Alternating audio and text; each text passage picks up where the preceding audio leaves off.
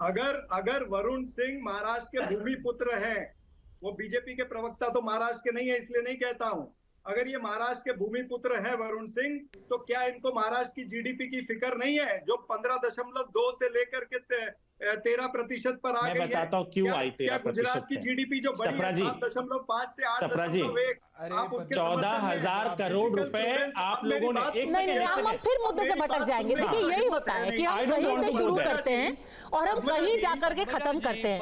Sir, जो ये appeal की गई है वो भी एक कंसर्न तो है ना। मेरी बात आप पूरी नहीं होने दे रही है। मैं अगर आप चाहते मैं चुप रहूं तो मैं ऐसे। सर, आपने ये पूरी बात पहले भी की है।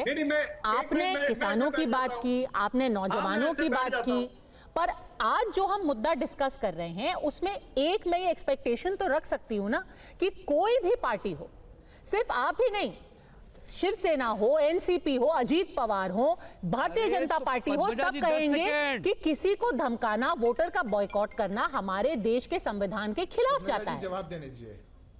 आप ये मानेंगे ना चरणजीत जी, चरण सिंह सापरा जी?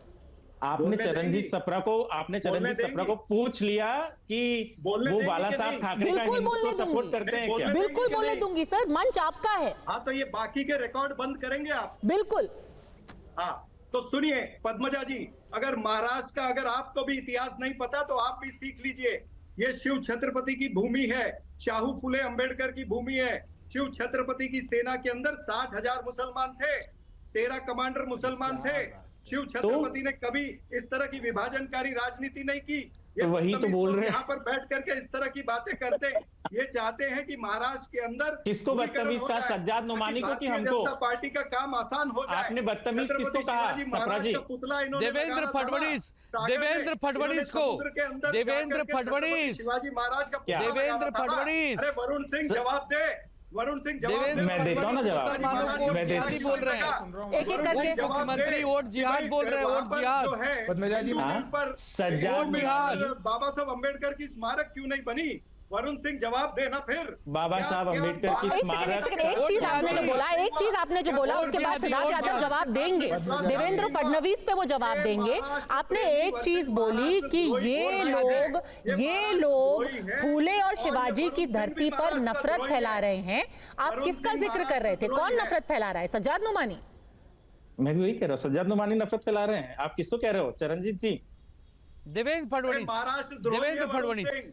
अगर तुम ये नहीं बोल, देवेंद्र फडणवीस जी फैला रहे हैं। शिवाजी महाराज की स्टैचू जो लगना था, जो आपने और आपके नेताओं ने कहा था कि स्टैचू ऑफ लिबर्टी, भाजपाई फैला रहे हैं नफरत, भाजपाई नफरत फैला रहे हैं, भाजपाई द्रोह है।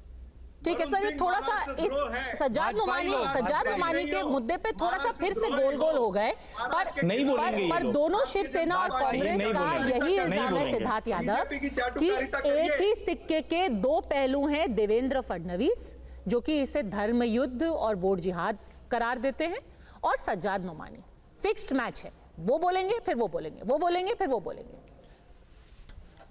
नूरा कुश्ती।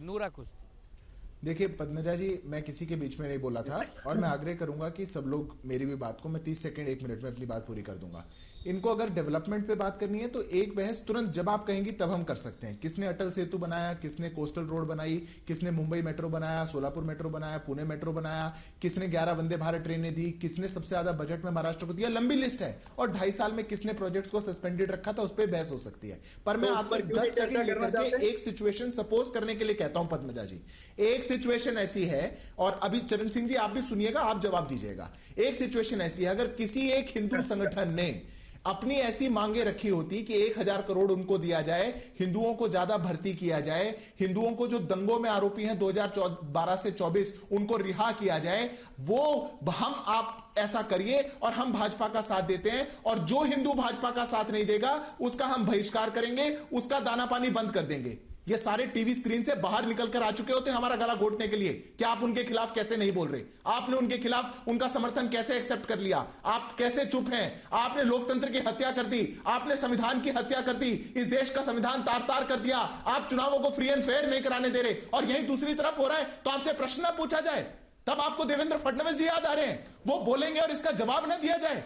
कोई कह रहा है बैठ करके कि जो भाजपा को वोट देगा उसका बहिष्कार कर दो। ये आपको लोकतंत्र पे खतरा नहीं लगता?